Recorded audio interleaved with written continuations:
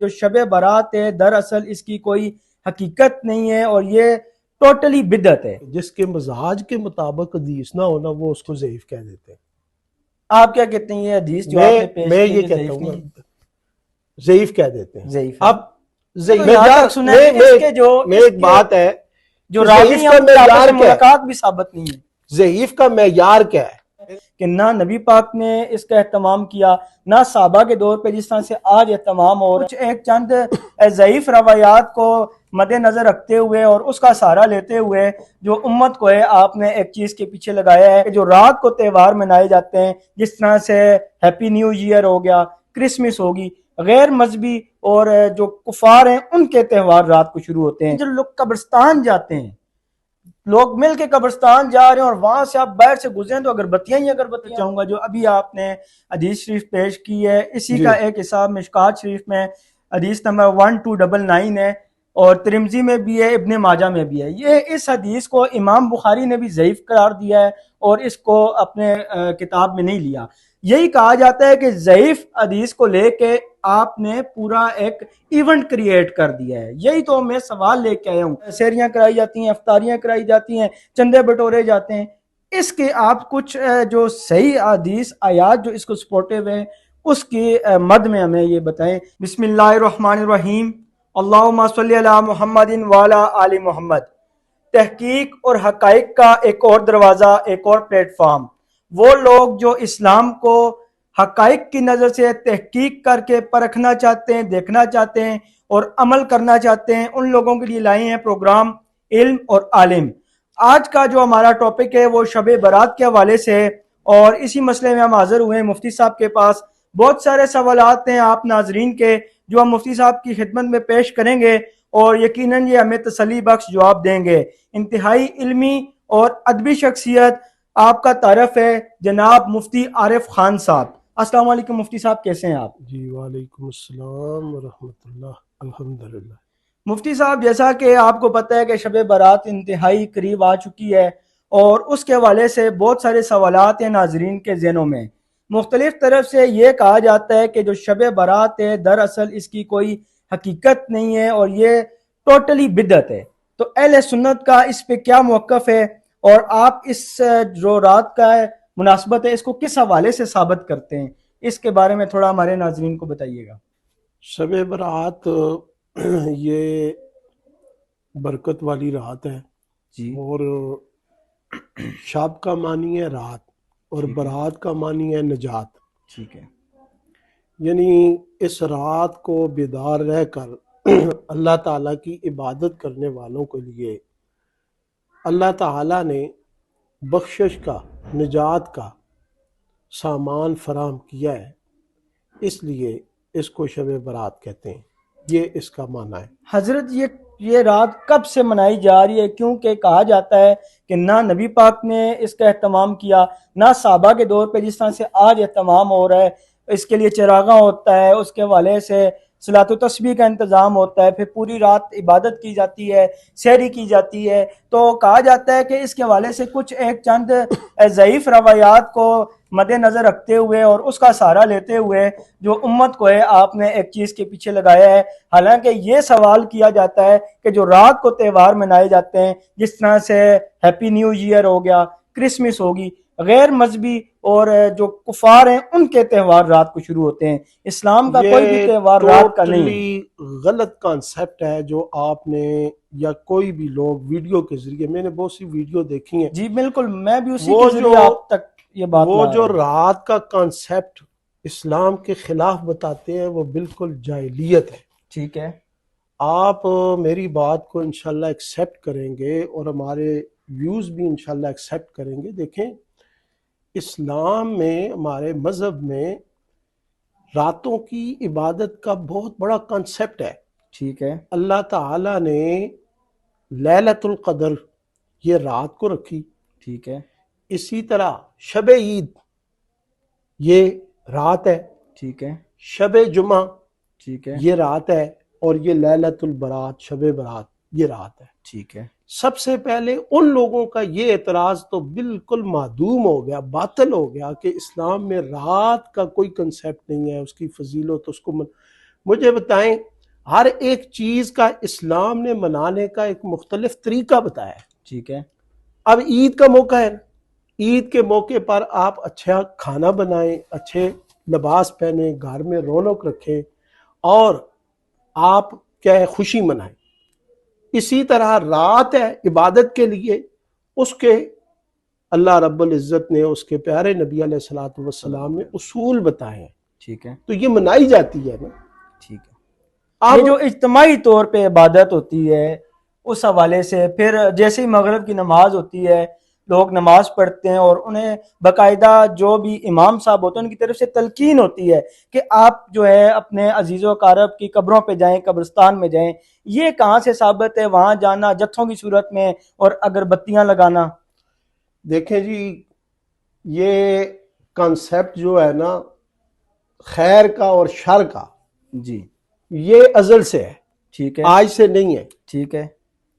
میرے نقطۂ نظر سے یہ بات گزری ہے کہ شب برات میں ایک بہت بڑی بدعت کی جاتی ہے اور وہ پٹاخے پھاڑنا ہے. جی بالکل ایسا ہی ہے. وہ سوال بھی ہم آپ سے کریں گے. پٹاخے پھاڑنا، لوگوں کو تنگ کرنا، مریضوں کو تنگ کرنا، لوگوں کی عبادات اور لوگوں کے معمولات میں جو ہے نا وہ دخل اندازی کرنا، یہ بہت بڑا گناہ ہے. جیسے ہی مغرب شروع ہوتی ہے پٹاخے جی. شروع ہو جاتے ہیں، آتش بازی اب شروع ہو جاتی ہے. یہ فلسفہ ہے کہ جب کوئی بھی شخص کسی کے ساتھ نا دشمنی ہو، اس کے ساتھ اگر اس کی کوئی چپکلش چل رہی ہو نا تو وہ اس کی عبادت میں، اس کے نیک عمل میں خلل ڈالتا ہے. جس طرح کہ شیطان ہے جی. وہ رحمانی کاموں میں کیا کرتا ہے؟ خلل ڈالتا ہے.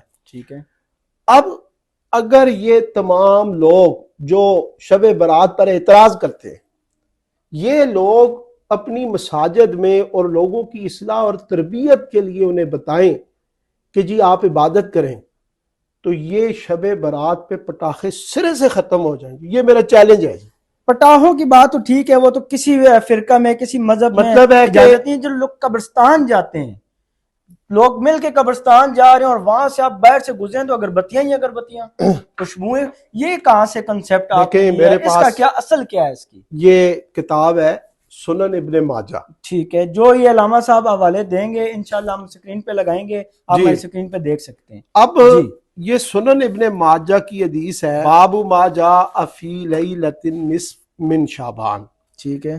اس میں حضرت عائشہ الصدیقہ رضی اللہ عنہا فرماتی ہیں کہ ایک رات نبی مکرم علیہ الصلوۃ والسلام غائب تھے. ٹھیک ہے. میں ڈھونڈنے کو نکلی تو نبی علیہ الصلوۃ والسلام کو میں نے جنت البقیع جو قبرستان ہے نا ٹھیک ہے. وہاں پہ پایا. جی. نبی علیہ الصلوۃ والسلام نے مجھے دیکھا تو آپ نے فرمایا کہ عائشہ تم یہ سمجھتی ہو کہ میں ظلم کروں گا؟ تو حضرت عائشہ الصدیقہ رضی اللہ عنہا نے عرض کی جی کہ یا رسول اللہ ایسی بات نہیں ہے، میں سمجھی کہ آپ دوسری ازواج کے پاس تشریف لے گئے. ٹھیک ہے. اب آپ کے اس سوال کا یہ جواب آ گیا. نبی علیہ الصلوۃ والسلام شعبان کی 15ویں رات کو قبرستان گئے. قبرستان گئے. یہ حدیث مبارک، یہ اس کا جواب. اب ٹھیک ہے. بہت سے لوگ کہتے ہیں کہ جی جتھوں کی صورت میں جانا، کسی نہ کسی صورت میں تو وہ جاتے ہیں نرم. ٹھیک ہے. اب جو لوگ اس کی مخالفت کرتے ہیں ٹھیک ہے. وہ مجھے بتائیں کہ وہ کون سے دین کی خدمت کر رہے ہیں. اب نبی علیہ الصلوۃ والسلام کی دوسری حدیث مبارکہ ہے. ٹھیک ہے. آپ نے فرمایا کہ اذکروا حازم اللذات الموت، کہ تم لذتوں کو مٹانے والی موت کو کثرت سے یاد کرو. ٹھیک ہے. مجھے بتائیں کہ موت کو کثرت سے یاد کرنے کی جگہ کون سی ہے؟ قبرستان ہے. ایسا ہی ہے. اس حدیث پہ عمل ہو گیا نہیں ہو گیا؟ حضرت کہا یہ جاتا ہے، میں قطع کلامی کی معذرت چاہوں گا، جو ابھی آپ نے حدیث شریف پیش کی ہے اسی کا ایک حساب مشکات شریف میں حدیث نمبر 1299 ہے اور ترمذی میں بھی ہے، ابن ماجہ میں بھی ہے. یہ اس حدیث کو امام بخاری نے بھی ضعیف قرار دیا ہے اور اس کو اپنے کتاب میں نہیں لیا. یہی کہا جاتا ہے کہ ضعیف حدیث کو لے کے آپ نے پورا ایک ایونٹ کریٹ کر دیا ہے. یہی تو میں سوال لے کے آیا ہوں. فضیلتیں تو ہم بچپن سے سنتے آ رہے ہیں, پوری پوری رات مسجدوں میں بھی گزاری ہے. اب بات یہ کہ کس بیس پہ ہم کر رہے ہیں. صرف چند ضعیف احادیث کی بنا پہ ہم پوری پوری رات اور یہ اہتمام ہوتے ہیں. کہا یہ جاتا ہے کہ سحریاں کرائی جاتی ہیں, افطاریاں کرائی جاتی ہیں, چندے بٹورے جاتے ہیں. اس کے آپ کچھ جو صحیح حدیث آیات جو اس کو سپورٹیو ہیں اس کی مد میں ہمیں یہ بتائیں, کیونکہ سوشل میڈیا کا دور ہے, ہر مکتب فکر کو تمام لوگ سنتے ہیں اور حقیقت جاننا چاہتے ہیں. کیونکہ یہاں پہ بیٹھ کے ہم نے کسی فرقے کو پروموٹ نہیں کرنا, جو حقیقت ہے, جو اسلام ہے, اس کی بات کرنے آئے ہیں, اور ٹو دا پوائنٹ اس کا کیا جواب بنتا ہے. جو حدیث نمبر آپ نے بتائی ہے یہ ابھی اس کا حوالہ بھی ضعیف ہے. دیکھیں قریشی صاحب, آج کل نا ایک ٹرینڈ بن گیا ہے کہ جس کے مزاج کے مطابق حدیث نہ ہونا وہ اس کو ضعیف کہہ دیتے ہیں. آپ کیا کہتے ہیں یہ حدیث جو آپ نے پیش میں کی یہ یہ کہتا ضعیف ہوں نہیں ہے؟ ضعیف کہہ دیتے ہیں. ضعیف ہے. اب ضعیف کا معیار کیا ہے؟ ٹھیک ہے, کس نے کہا ہے ضعیف ہے؟ میں نے تو میں یہاں تک سنا ہے کہ اس کے جو ایک بات ہے جو کہ راوی ضعیف ہیں کا ان کی آپس معیار میں کیا ہے؟ ملاقات بھی ثابت نہیں ہے. ضعیف کا معیار کیا ہے؟ اب میں تو جو بھی بات کروں گا نا آپ کے سامنے, جی. میرے پاس قرآن مجید ہے, کیا اس حوالے سے تفسیر صحیح بغوی حدیث ہے, موجود ہیں؟ معالم قرآن التنزیل کے موجود بعد ہے. بخاری شریف کو مانا جاتا ہے, میں مسلم شریف کو مانا جاتا جی ہے. جی کیا ان کتابوں میں صحیح حدیث موجود ہیں؟ میں اسی طرف آ رہا ہوں کہ ٹھیک ہے. لوگوں کے اندر یہ ایک بہت بڑی خرابی ہے ٹھیک ہے. کہ وہ ضعیف حدیث کا کوئی حوالہ نہیں دیتے. جس کی پسند نہیں ہے وہ کہتے ہیں جی ضعیف ہے, ضعیف ہے. اس ضعیف کا ایک معیار ہے. ٹھیک ہے. فقہا نے, محدثین نے ضعیف حدیث کا ایک معیار مقرر کیا ہے, اور وہ معیار یہ ہے کہ اعمال میں ضعیف حدیث بھی قابل عمل ہے. ٹھیک ہے. اگر یہاں پہ ضعیف حدیث ہے صحیح, لیکن ضعیف حدیث کے ذریعہ عمل ہو رہا ہے, اور مجھے بتائیں کہ پٹاخے پھاڑنے والوں اور رات کو سونے والوں اور رات کو ادھر ادھر فضولیات کرنے والوں سے یہ عمل بہتر ہے یا نہیں؟ یہ 100% بہتر ہے. لیکن دیکھیں جو کر رہے ہیں اس کے لیے بہتر ہے, جو سوال اٹھا رہا ہے وہ تو اپنی جگہ پہ ٹھیک سوال اٹھا رہا ہے کہ کیوں ایک ضعیف حدیث, ضعیف روایات کو لے کے آپ نے پورا تہوار, پوری یہ رات کا سلسلہ کیوں شروع کیا ہے. اسی میں اب یہ تو ہوگی بات قبرستان جانے والی. چلیں ضعیف حدیث آپ کے پاس موجود ہے, اسی میں آپ بتائیں کہ اس رات کے بارے میں کہا جاتا ہے کہ اس رات میں آپ کے اعمال نامہ کلیئر کیا جاتا ہے, پیش کیا جاتا ہے, زندگی لکھی جاتی ہے, موت لکھی جاتی ہے. اس کا آپ کے پاس کیا حوالہ ہے؟ دیکھیں, آپ جب شادی پہ جاتے ہیں نا جی, تو شادی پہ آپ اچھے کپڑے پہنتے ہیں نا. صحیح, اچھے کپڑوں سے پہلے آپ غسل کرتے ہیں, اہتمام کرتے ہیں. بالکل ایسا ہی ہے. سب سے پہلے جس وقت آپ کے ذہن میں یہ آئے گا نا کہ یہ بڑی برکت والی رات ہے, ٹھیک ہے, آپ کم از کم نماز تو باجماعت پڑھیں گے نا. ایسا ہی ہے. مغرب, عشاء, فجر. ٹھیک ہے. تو فجر اور عشاء کی نماز باجماعت پڑھنے سے پوری رات کا ثواب ہے. ٹھیک ہے. اور جو لوگ اس کی برکت کو مانتے ہی نہیں ہیں, مجھے بتائیں کہ وہ پھر جو ہے نا اس سعادت سے بھی محروم, شب بیداری سے بھی محروم. اور آپ نے ایک سوال کیا ہے کہ جی یہ جو روزہ رکھا جاتا ہے, یہ میرے پاس ابن ماجہ شریف ہے. سرکار روزے کی طرف آئیں گے. ابھی یہ حضرت مولا علی, میری سن لیں, حضرت مولا علی رضی اللہ عنہ اس حدیث کے راوی ہیں. نبی علیہ الصلوۃ والسلام نے فرمایا قوموا لیلا صوموا نہارا, کہ جب تم اس کی رات کو پاؤ, یعنی لیلۃ النصف من شعبان, ٹھیک ہے, اس کے دن کا روزہ رکھو, اس کی رات کو بیداری کرو. کون سی حدیث نمبر ہے سر؟ یہ حدیث نمبر ہے جی, کتاب کون سی ہے؟ یہ ابن ماجہ ہے, ابن ماجہ ہے, 1388. 1388 جی, جس میں روزہ رکھنے کا حکم ہے. یہ حضرت علی نے روایت کی ہے. جی, حضرت مولا علی بن ابی طالب قال قال رسول اللہ صلی اللہ علیہ وسلم اذا كانت لیلۃ النصف من شعبان فقوموا لیلہا وصوموا نہارہا. یہ باقی جہاں تک تعلق ہے کہ آپ نے یہ سوال اٹھایا کہ جتھوں کی صورت میں جاتے ہیں جی, اور پھر اس میں پھنیاں تقسیم ہوتی ہیں, سوئیاں تقسیم ہوتی ہیں. وہ تو ہو گیا. میرا سوال اب دوسرا یہ تھا کہ یہ جو آپ جب با جماعت صلاۃ التسبیح کا اہتمام کرتے ہیں، جی یہ نہیں، جو پوری وہ رات جو آپ نے فیا یفرق کل امر حکیم، وہ والا کہ کہاں سے یہ ثابت ہے کہ وہ یہاں پہ تقسیم ہوتی ہے؟ جی یہ معالم التنزیل، یہ علامہ بغوی کی تفسیر ہے، اور اس کے اندر یہ انہوں نے لکھا ہے فیا یفرق کل امر حکیم کے تحت حضرت ابن عباس رضی اللہ عنہ نے فرمایا اس رات میں ایک سال سے دوسرے سال تک کے دنیا کے معاملات کی تقسیم کی جاتی ہے۔ یہ جامع البیان۔ اور اسی طرح بے شک اللہ تعالیٰ نصف شعبان کی رات کو معاملات کے فیصلے فرماتا ہے اور لیلۃ القدر میں ان فیصلوں کو ان کے اصحاب کے سپرد کر دیتا ہے۔ یہ تفسیر معالم التنزیل اور البغوی، یہ میں اس لیے بتا رہا ہوں۔ اس یہ کے کی علاوہ پکچر ہم لگا دیں گے، یہ علامہ جی صاحب نے ایک حوالہ پیش کیا ہے آیت کا جس کی تشریح میں نصف شعبان کی رات کو معاملات کے فیصلے، جی ٹھیک ہے، اس بارے میں یہ بالکل آپ لکھیں اور باحوالہ یہ حوالے کے ساتھ ہے۔ ٹھیک ہے حضرت۔ تو یہ جو ہے نا معاملات میں جس طرح کے بچے کا پیدا ہونا، مرنا، رزق کا تقسیم ہونا، حاجیوں کا حج، ٹھیک ہے، یہ ساری چیزیں، جتنے بھی بچے کا پیدا ہونا، مرنا، یہ سارے معاملات دنیا کے ہیں نا۔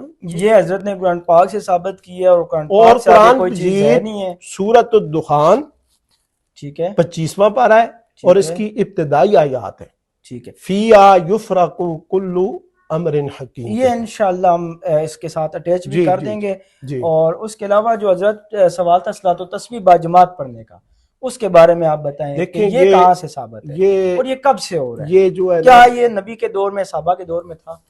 دیکھیں پہلی بات تو یہ ہے کہ آپ نے رات جو ہے نا وہ گزارنی ہے، نہیں گزارنی، رات گزارنی ہے، رات کی قدر وہ تو کرنی ہے۔ اپنے گھر بھی ہو سکتا تو ہے، لیکن اس کو یہ اجتماعی طور پہ ایک پہلے آج کل جو سلسلہ شروع ہوا ہے، نعت خوانی، بیانات، پھر صلاۃ التسبیح، پھر سحری، تو اس سب کو دوسری طرف سے اٹھنے والے سوالات اس کو بدعت کہتے ہیں۔ اس کو رات کلیئر کو کرنا ہے۔ جاگنے میں کوئی بھی ایسا عمل جو جائز ہے نا، جو آپ کو جاگنے میں ممد و معاون ثابت ہو رہا ہے، وہ بالکل جائز اور درست ہے۔ حضرت میں یہ تو کہتا ہوں آپ کا ارشاد ہے، صلاۃ التسبیح جو آپ پڑھتے ہیں صلاۃ وہ کہاں سے ثابت ہے؟ صلاۃ التسبیح رات کو اگر پڑھیں تو آپ کو جماعت کے ساتھ جو ہوتی ہے وہ کہاں سے ثابت ہے؟ جماعت کے ساتھ ضروری نہیں ہے۔ کس نے کہا ہے کہ جماعت ہونی چاہیے؟ تو جو ہر کر رہا مسجد ہے، میں جماعت ہوتی ہے، دیکھیں وہ کوئی جتنے بھی دلیل نہیں ہے، وہ دلیل نہیں ہے، تو ہو تو رہا وہ ہے نا، معیار جو ہو بھی رہا ہے اس نہیں کو ہے، غلط کہا جا رہا ہے، کیا وہ یہ غلط ہے یا صحیح ہے؟ وہ معیار نہیں ہے، وہ دلیل نہیں ہے۔ اب اس میں بھی ایک مسجد کا امام اور خطیب ہوں، جی جی اور ایک ایسے ہی لمبا عرصہ ہو گیا ہے مجھے اس میں۔ جی ایسا ہی ہے۔ میں نے دیکھا ہے کہ بہت سے لوگ وہ اکیلے میں صلاۃ التسبیح نہیں پڑھ سکتے، وہ بھول جاتے ہیں۔ ٹھیک ہے، ان کی اصلاح کے لیے، تربیت کے لیے، کہ نبی علیہ الصلوۃ والسلام نے اس حدیث مبارکہ میں جس میں صلاۃ التسبیح پڑھنے کا حکم دیا، بڑی فضیلت بیان کی ہے۔ ٹھیک ہے، تو ان کی مجبوری کو مد نظر رکھتے ہوئے یہ جماعت وہ کرتے ہیں کہ وہ اس خیر سے محروم نہ رہیں، اور پہلی دفعہ اگر جماعت میں وہ شامل ہو جائیں تو دوسری دفعہ وہ خود پڑھنے کے لائق ہو جائیں، آسانی ہو۔ اور یہ میرے خیال میں ایک تربیتی عمل ہے، اس پر کسی کا کوئی اصرار نہیں ہے، ایک نیکی کی ترغیب ہے۔ اگر نیکی کسی طریقے سے بھی کی جائے تو اس کی کیا ہے، حوصلہ افزائی ہونی چاہیے، اپریشیٹ ہونا چاہیے۔ تو یہ جو ہے نا، یہ عمل بہت ٹھیک ہے۔ میں ایک بات اور کرتا جی ہوں، میں آپ کی بات سنوں گا۔ جی جی دیکھیں، یہ میں نے سنا ہے یوٹیوب پہ بڑے کلپ بنے ہوئے ہیں کہ ایسا ہی جی ہے۔ آپ جو ہے نا وہ الوے تقسیم کرتے ہیں، وہ سوئیاں تقسیم کی جاتی ہیں، اور ادھر ادھر جو ہے نا تحفے طائف دیے جاتے ہیں۔ نبی علیہ الصلوۃ والسلام کا فرمان ہے کہ تحفہ دو، اس سے محبت بڑھتی ہے۔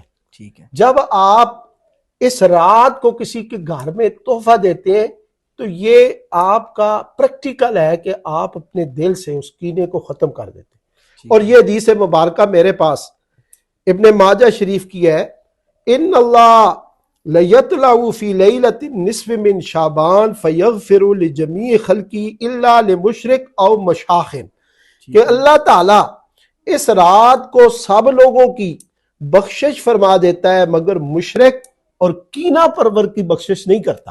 جی اب جس نے یہ جو ہے نا تحفہ طائف بھیجا ہے، یہ وہ یقیناً اپنے دل سے کینے کو دور کر رہا ہے اور تعلق کو بڑھانے کی ایک پریکٹس کر رہا ہے۔ ٹھیک تو ہے، یہ کام ہونا چاہیے یا نہیں ہونا چاہیے؟ ہونا چاہیے۔ ہمارے بزرگوں کا اس پر عمل ہے، ہمارے علاقوں میں اپنی بہنوں کو، رشتہ داروں کو، پڑوسیوں کو یہ چیزیں دی جاتی ہیں، یہ اس لیے کہ کینہ ختم کیا جائے۔ لوگوں نے اس سے غلط جو ہے نا وہ مطلب نکالا ہے، ہم اس کی تردید کرتے ہیں۔ علامہ صاحب نے بہت اچھی وضاحت کی ہے، جس میں ایک تو انہوں نے آیت شریف کا بتایا ہے کہ اس رات جو اعمال لکھے جاتے ہیں، جو موت اور زندگی کا فیصلہ ہوتا ہے، وہ تو قرآن سے ثابت ہے، اس کے اوپر تو کوئی بات حدیث مبارکہ اس سے نہیں ہے۔ اور جو دوسری چیزیں انہوں نے بتائی ہیں، قبرستان جانا اور روزے رکھنا، یہ بالکل حدیث سے موجود ہیں، ان کے نمبر بھی ساتھ میں دے دوں گا۔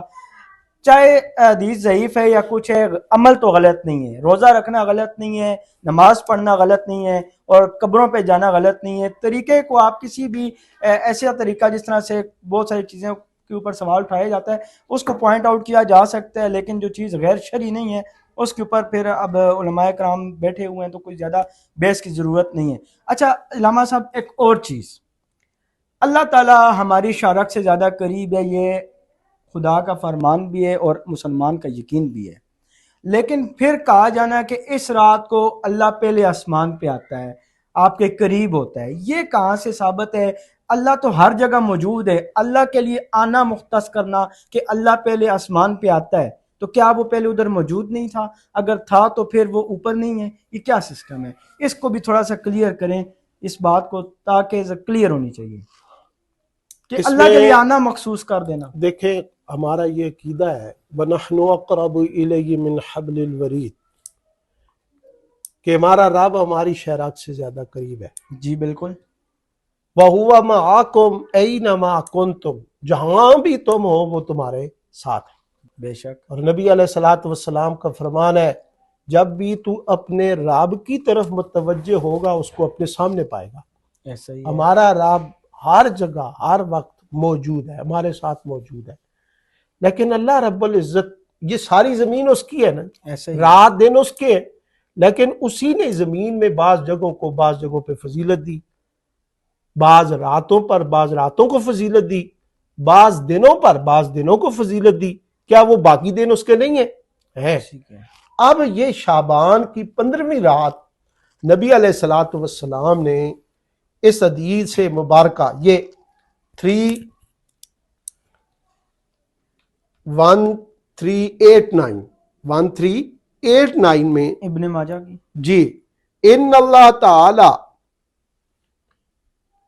ان اللہ تعالی ینزل فیہا لغروب الشمس الى سماء الدنیا، کہ بے شک اللہ رب العزت سورج کے غروب ہونے کے ساتھ ہی آسمان دنیا کی طرف متوجہ ہوتا ہے، نزول فرماتا ہے۔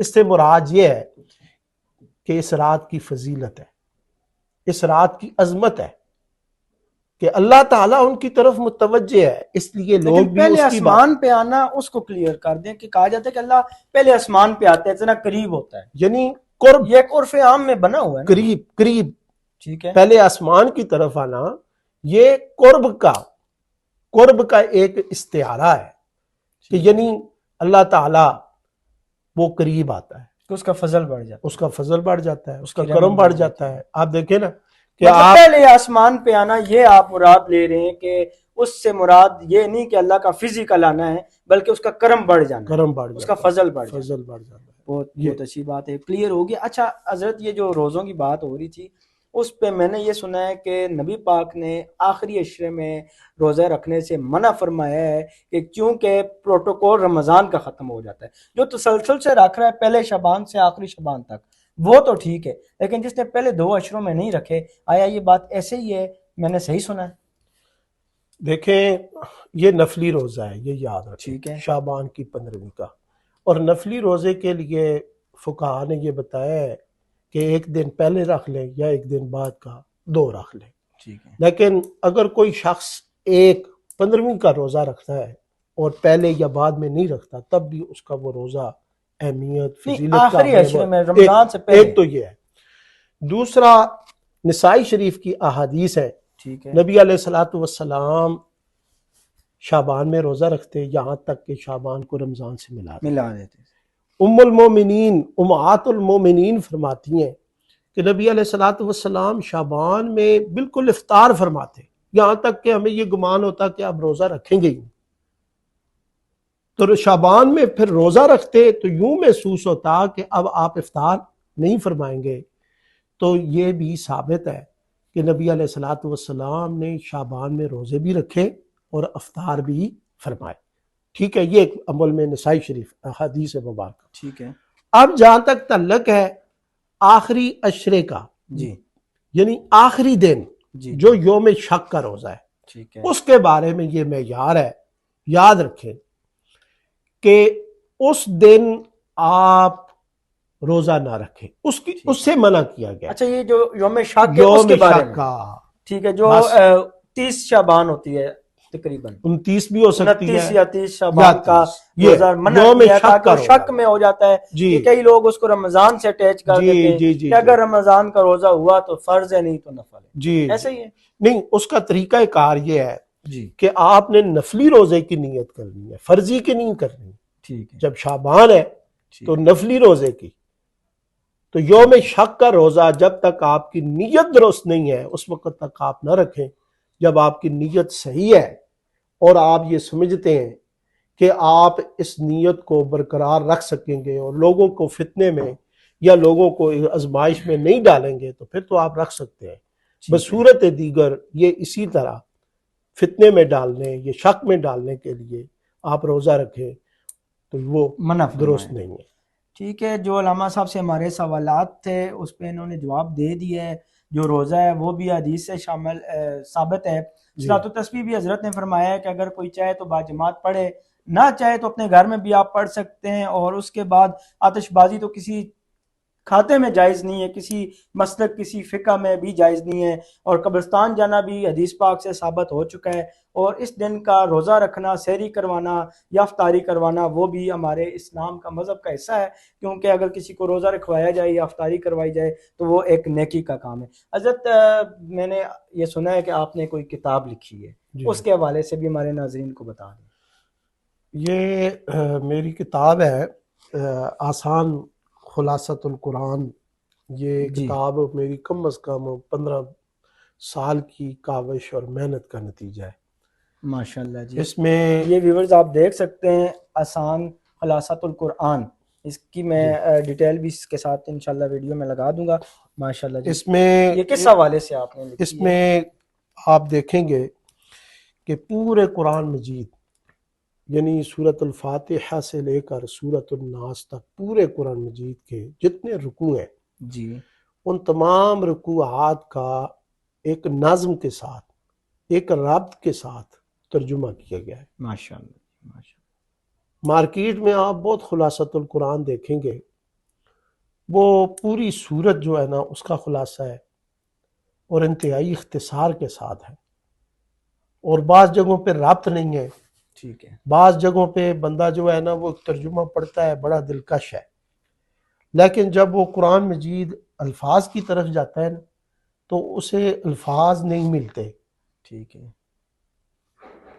اس میں یہ ہے کہ میں نے ہر صفحے پر سپارے کا نام نمبر سورت کا نام نمبر ٹھیک ہے. اور پھر اس کا جو رکوع ہے رکوع نمبر اور اس رکوع کے اندر جو آیات ہے نا وہ بھی اور منزل کا نمبر وہ بھی میں نے لکھا ہوا. ماشاءاللہ جی. اللہ پاک تو کو اس قبول کی فرمائے. الحمدللہ میں نے تخریج بھی کی ہے اور جہاں پہ مختصر جو ہے نا تفسیر کی ضرورت پڑی احادیث مبارکہ سے اس کو بھی میں نے واضح کیا ہے.